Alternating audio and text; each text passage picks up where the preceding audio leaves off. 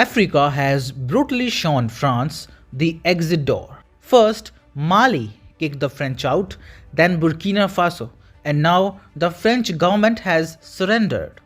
French President Emmanuel Macron has now pledged to reduce his country's military presence in Africa, a big victory for the African people and also for Russia.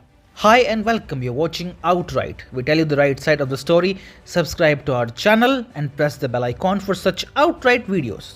See the map on your screen now. This is called the Sahel region of Africa.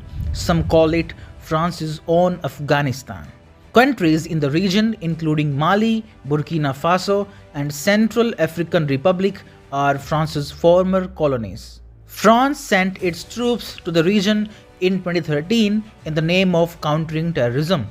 It deployed thousands of soldiers in this area, which became its tool to control these nations. France has this unofficial policy for Africa called France-Afrique. Under this policy, France would hold sway over these African nations through business and economic ties. The irony is striking. The same France that questions Russia's intervention in Ukraine has been intervening in Africa since the 1950s and 60s. But France's meddling in Africa came to an abrupt stop last year. Mali, a country that the French ruled for 70 years, decided to kick out France for good. The country instead made way for Russian Wagner mercenaries. When it comes to fighting terrorism in the Sahel region, countries here now prefer Russia. French, on the other hand, became extremely unpopular. For instance, terror attacks in Mali increased significantly. The local population also turned against the French and termed their military presence in the area as French occupation. The French were also against reaching a peace deal with the Islamists, a policy that many people opposed. In fact, Mali also accused the French government of directly arming the Islamists with weapons and military equipment. Mali's Foreign Affairs Minister Abdoulaye Diop repeated allegations that France is undermining the West African country's sovereignty during this United Nations Security Council meeting in New York on Tuesday, and he added that the military government would exercise its right to self-defence if France continued to do so. Diop said that France had violated its airspace and delivered arms to Islamist militants fighting in northern Mali. France has denied those claims, calling them defamatory. That is why Burkina Faso and Central African Republic also kicked the French out and then invited the Russian militia just like Mali. It is believed that these countries are now paying millions in remuneration to Wagner every month for their security. And Wagner's involvement in Africa has actually brought stability in the region.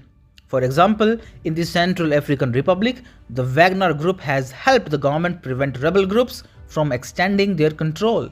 Thanks to the fast expanding Russian influence in Africa, France has now surrendered before the African people. French President Emmanuel Macron declared last month most French troops will soon leave Africa once and for all. That means the region will now be fully controlled by Russia and its private militia. Of course, there is nothing to celebrate for the West, especially for the US. Biden administration is now working on a new strategy to remove Wagner from Africa because a lot is at stake. For instance, through Wagner, Russia is also building strong economic ties with Africa. Politico in January reported that Russia could be earning $1 billion every year from mining projects in the continent. Russia is heavily involved in the mining sector in the Central African Republic and Burkina Faso. And then, through strong economic ties, Russia is also building strong political ties with these nations. All African nations in the Sahel region have either voted in favor of Russia or simply abstained on resolutions linked to Russia-Ukraine war in the UN. South Africa and Nigeria, two major countries in Africa, also chose to stay neutral. And they have already been punished by the US through their grey listing by the Financial Action Task Force. As you can see, Russia is winning big time in Africa. It is forcing old guards out and making a way for itself. The West is desperate now. It has been simply checkmated by the Russian Federation.